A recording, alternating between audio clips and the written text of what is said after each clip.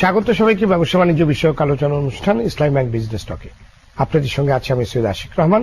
আমরা এই অনুষ্ঠানের মাধ্যমে তুলে ধরার চেষ্টা করি সাম্প্রতিক সময়ে বাংলাদেশের অর্থনীতি ও ব্যবসা বাণিজ্যের আলোচিত বিভিন্ন সেক্টরের সমস্যা, সম্ভাবনা এবং কি করণীয় সে বিষয়সমূহ। দর্শক, বহুমাত্রিক বৈশিষ্ট্যের কারণে বিশ্বজুড়ে দ্রুত বিকাশমান একটি নির্ভরযোগ্য খাতে পরিণত হয়েছে পর্যটন শিল্প।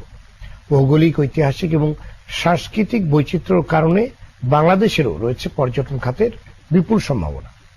এদেশে রয়েছে রয়্যাল বেঙ্গল টাইগারের আবাসভূমি, বিশ্বের সবচেয়ে বড় ম্যানগ্রোভ ফরেস্ট সুন্দরবন, রয়েছে দীর্ঘতম সমুদ্র সৈকত, আছে দ্বীপ, রাঙ্গামাটি, খাগড়াছড়ি, বান্দরবান, সিলেটের মতো সবুজে মোড়া পাহাড়ি অঞ্চল, যা ধারণ করে আছে পাহাড়ি নৃগোষ্ঠীর বৈচিত্র্যময় সংস্কৃতিকে। দেশ জুড়ে ছড়িয়ে আছে বহু নদী আর ঐতিহাসিক বহু নিদর্শন। এদেশে জলবায়ু পর্যটন শিল্পের বিকাশে সহায়ক, কিন্তু অবারিত সম্ভাবনার বিপরীতে পর্যটন খাতকে এখনো আমরা সেভাবে মেনে ধরতে পারিনি। 2015 সালে বাংলাদেশের জিডিপিতে পর্যটন খাতের অবদান যেখানে মাত্র 2% মতো, সেখানে আমাদের চেয়েও কম প্রাকৃতিক সম্পদ নিয়ে সিঙ্গাপুরের জাতীয় আয়ের 75% আসছে পর্যটন খাত থেকে। তাছাড়া তাইওয়ানের জাতীয় আয়ের 65%, হংকং এর 55% এবং থাইল্যান্ডের 30% আসছে পর্যটন খাত থেকে। স্বল্পোন্নত মালদ্বীপের অর্থনীতির প্রায় পুরোটাই পর্যটন নির্ভর। বিভিন্ন গবেষণা বলছে আগামী দিনগুলোতে এশীয় অঞ্চলে পর্যটকদের ভিড় আরো বহুগুণ বাড়বে। দর্শক, বিশ্বজুড়ে পর্যটন খাতের এই সম্ভাবনাকে বিবেচনায় রেখে আজ আমাদের আলোচনার বিষয় বাংলাদেশের পর্যটন খাত, সম্ভাবনা, সংকট ও করণীয়। আর এই বিষয়ে আলোচনার জন্য আজ আমাদের সাথে আছেন বাংলাদেশ পর্যটন কর্পোরেশনের চেয়ারম্যান ডক্টর অপরূপ চৌধুরী, আছেন পর্যটন বিশেষজ্ঞ অধ্যাপক ডক্টর সৈয়দ রাশিদুল হাসান এবং ট্যুর অপারেটরস অ্যাসোসিয়েশন অব বাংলাদেশের পরিচালক তৌফিক রহমান। যাচ্ছি মূল আলোচনায়। সৈয়দ রাশিদুল হাসান, আপনাকে দিয়ে আমাদের আলোচনা শুরু করছি। বাংলাদেশে বন আছে, সমুদ্র আছে, পাহাড় বৈচিত্র্য ঘেরা বাংলাদেশ, এবং আমাদের ম্যানগ্রোভ সুন্দরবন পৃথিবীতে বিরল, সবচেয়ে বড়। আমাদের একটি দেশের পর্যটনকে ধারণ করার জন্য যা যা প্রয়োজন আমি বলবো তার চেয়েও বেশি আমাদের দেশে আছে। তারপরেও প্রকৃতি প্রদত্ত এই সুযোগকে আমরা কেন কাজে লাগাতে পারছি না? ধন্যবাদ। আমি একটু ভিন্ন আঙ্গিকে কথাটা বলি আর কি। আমার সাথে যারা আছেন একজন আপনার সরকারি কর্মকর্তা এবং পর্যটনে উনিও বিশেষজ্ঞ এবং অত্যন্ত আমার মনে হয় ইম্পর্টেন্ট একটা পার্সোনালিটি বাংলাদেশের পর্যটন জগতে। আরেকজন আছেন তৌফিক সাহেব, উনিও পর্যটনে তার সারা জীবনটাই প্রায় দিয়ে দিয়েছেন পর্যটনের জন্য, কাজ করার জন্য। আর আমি কিন্তু হচ্ছে আপনার পর্যটনেরই কিন্তু আমি একাডেমিশিয়ান এবং রিসার্চার আর কি। সুতরাং তাদের যে দৃষ্টিভঙ্গি হবে তার থেকে আমার দৃষ্টিভঙ্গিতে একটু তফাৎ হবে আর কি। আমার কথা হচ্ছে যে আমাদের অনেক কিছু আছে যেটা বললেন আপনি। আমরা পর্যটন নিয়ে অনেক আলাপ করেছি, অনেক কথা বলেছি আমরা, কিন্তু বেশিরভাগই কথাগুলো হচ্ছে কিন্তু আমাদের গুণবাচক, মানে এটা কোয়ালিটেটিভ। এটা আপনি কোয়ালিটেটিভ কোন জিনিস দিয়ে কোন প্ল্যান করাটা বড় ডিফিকাল্ট হয়ে যায়। It must be quantitative. এই যে বললেন যে আপনার যে আমাদের এত কিছু আছে তারপরে কেন আমরা এগিয়ে যেতে পারছি না। একটা ভালো যদি আপনার যদি পণ্য থাকে, সেই পণ্যটা আপনি কার কাছে বিক্রি করবেন এটা আপনাকে জানতে হবে। সেটা আমাদের এই জিনিসগুলো আছে। আমরা বলি যে লংগেস্ট সি বিচ আছে। আমি রিসেন্টলি আপনার বিদেশি কিছু ডেলিগেট আমাদের ইউনিভার্সিটি এসেছিলেন, তাদেরকে নিয়ে আমি কক্সবাজার গেলাম, ওই মেরিন ড্রাইভে নিয়ে গেলাম আমি। তারা আপনার খুব হতাশ ভাবে বললো, তোমাদের মেরিন ড্রাইভ এটা কি? এটা কিছু তো না, খালি যাচ্ছি যাচ্ছি যাচ্ছি আবার ফিরে আসছি। তা আমাদের টোটাল প্ল্যানটা আমাদের দরকার, এবং সেই সাথে আপনার যেটা করতে হবে যে এই প্ল্যানটা করে যে প্রোডাক্টগুলো আমরা তৈরি করব, এটা কার কাছে আমরা সেল করব। আমরা কি করে আশা করতে পারি যে একজন আপনার সাদা চামড়ার লোক হাজার হাজার টাকা খরচ করে, ডলার খরচ করে আপনার বাংলাদেশে পর্যটনে ওই লংগেস্ট সি বিচে আপনার আসবে আপনার সময় কাটানোর জন্য? তো সুতরাং সব দিক দিয়ে সার্বিকভাবে আমরা যেটা বলি যে আপনার এখন সময় এসেছে আমরা পর্যটনে একটা আমরা বিশেষ অবস্থানে আমরা চলে এসেছি। আমরা এটা আমাদের সরকারের অবশ্যই বলবো যে এখানে অবদান অনেক, আর তার চেয়ে বেশি বোধহয় অবদান সম্ভবত হচ্ছে আপনার প্রাইভেট সেক্টরে আপনার। আর এখন সাথে আমরা যোগ করেছি, আপনি জানেন যে ঢাকা বিশ্ববিদ্যালয়ের পর্যটন এবং হসপিটালিটি ম্যানেজমেন্ট বিভাগ মাত্র 7-8 বছর আগে হয়েছে আর কি, আমরা খুব নতুন। তো এখন বোধহয় সময় এসছে যে এগুলো সবকিছু নিয়ে বোধহয় গবেষণা করার, কিভাবে এটাকে সাজানো যাবে, কার কাছে আমরা বিক্রি করব, কে আমাদের টার্গেট মার্কেট। এগুলো হচ্ছে আমাদের যে গুণবাচক থেকে এখন আমাদের রয়্যাল বেঙ্গল টাইগার আছে, অমুক আছে, ইত্যাদি না বলে আমরা রয়্যাল বেঙ্গল টাইগারকে কোথায় বিক্রি করতে পারবো, কিভাবে বিক্রি করতে পারবো, আমরা কক্সবাজারে কিভাবে আমরা প্ল্যান করে সব আমরা বিভিন্ন প্রোডাক্ট আমরা তৈরি করতে পারবো, কার কাছে বিক্রি করবো আপনার, এটা গেল একটা সাইড। আর 2 নম্বর যেটা হচ্ছে আপনার যে আমরা পর্যটন বলতে সবসময় বুঝে যে সাদা চামড়াকে আনানো, কিন্তু আমরা যেটা মনে করি যে পর্যটন একটা দেশের পর্যটনের উন্নতির জন্য তাদের যে অভ্যন্তরীণ পর্যটন সেটার উন্নয়ন করাটা সবচেয়ে আগে জরুরি। ইন্ডিয়াতে দেখেন আপনার 100 কোটি লোক, 100 কোটির উপরে লোক, তাদের কিন্তু অভ্যন্তরীণ পর্যটকের সংখ্যা কিন্তু 100 কোটির উপরে, কিন্তু সুতরাং তারা আগে ইনফ্রাস্ট্রাকচার ডেভেলপ করেছে, এখন তারা কিন্তু নজর দিয়েছে আপনার বাইরে থেকে লোক আনানোর। এতদিনে ওদেরও গত 2-3 বছরে কিন্তু খুব বেশি আসতো না, এখন তারা নজর দিয়েছে যে আপনার কি করে বিদেশি লোককে আনানো যেতে পারে।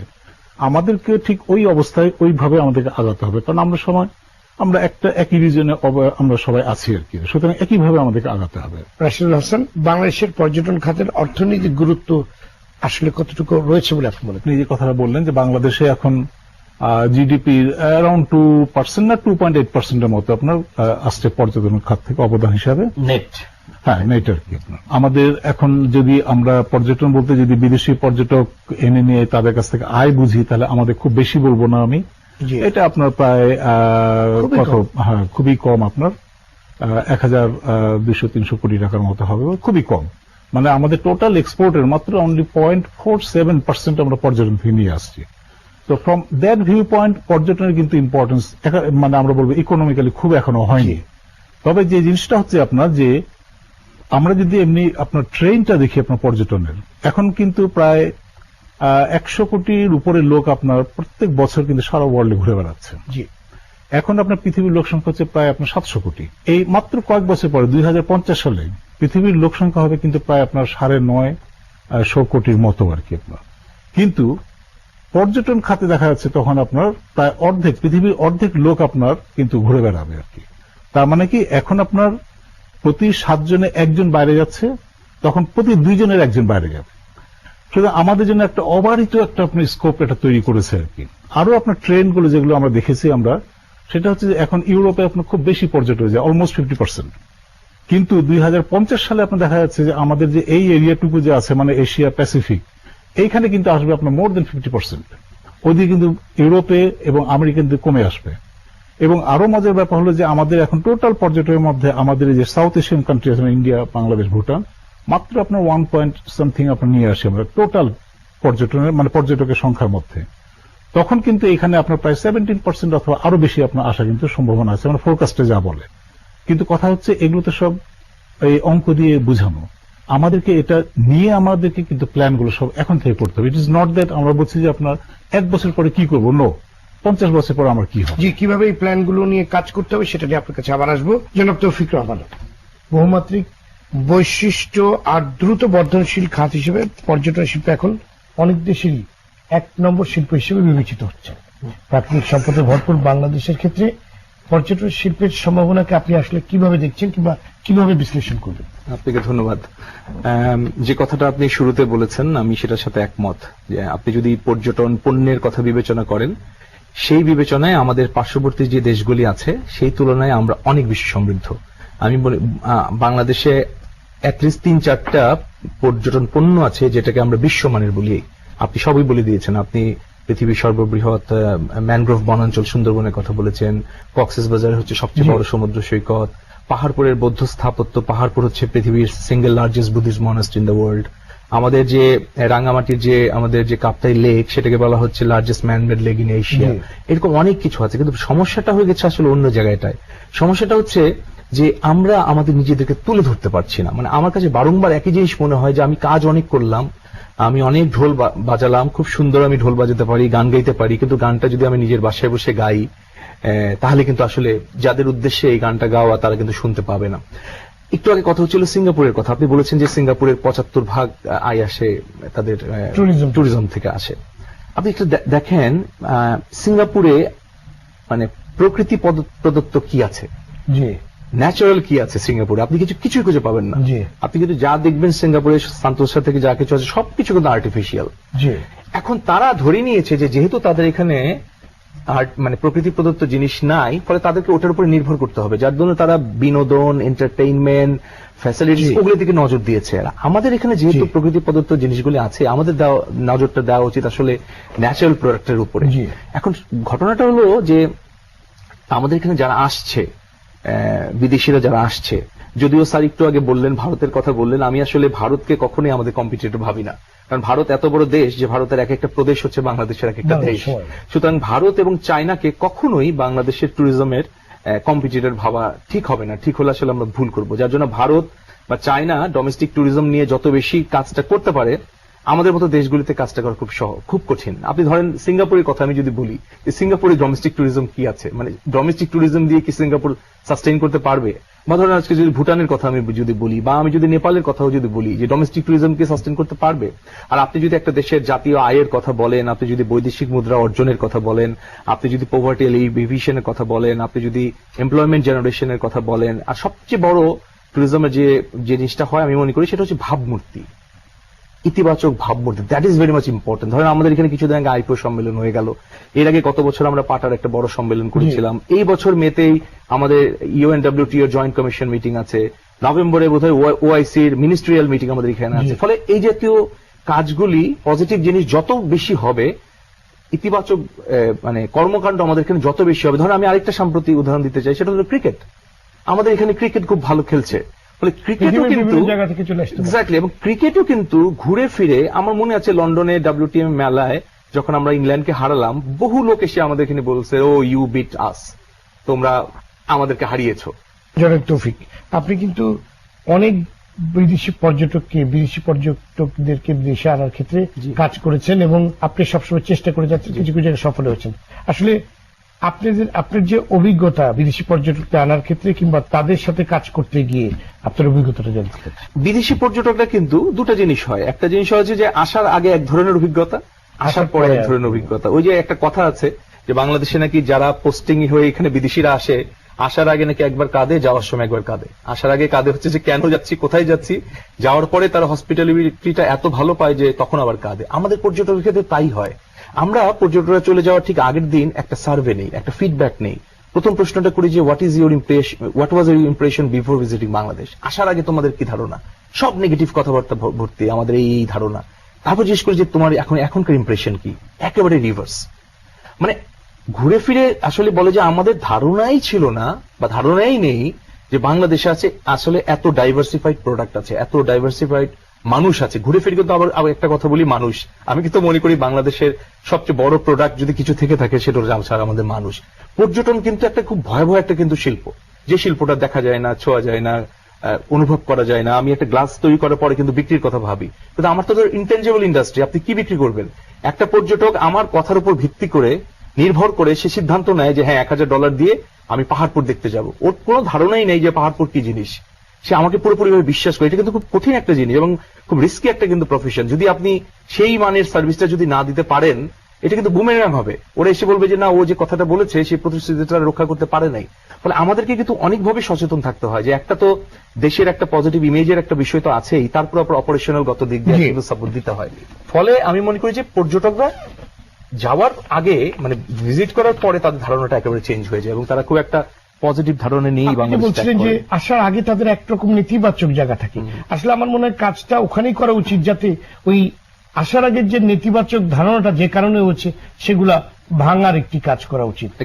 কিন্তু ব্র্যান্ডিংটা খুব বেশি করে করা উচিত। কিন্তু পর্যটনের একমাত্র কথাই হচ্ছে সিইং ইজ বিলিভিং।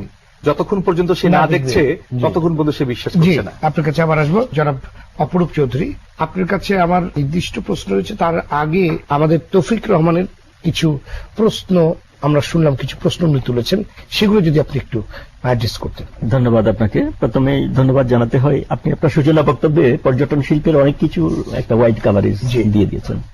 তারপরে প্রফেসর ডক্টর রাশিদুল হাসান এবং জনাব তৌফিক তারা কিছু যোগ করেছেন এবং যথার্থই বলেছেন তারা। তিনি যে বলেছেন পর্যটন শিল্প বিকাশ মানে শুধু যে বিদেশি পর্যটকদেরকে আনা তাই নয়, আগে দেশীয় ট্যুরিজমকে ডেভেলপ করতে হবে। তো সুখের বিষয় যে বাংলাদেশের ডোমেস্টিক ট্যুরিজম কিন্তু ডেভেলপ করেছে। আগে দেশকে জানো, তারপরে বিদেশিদেরকে আনো।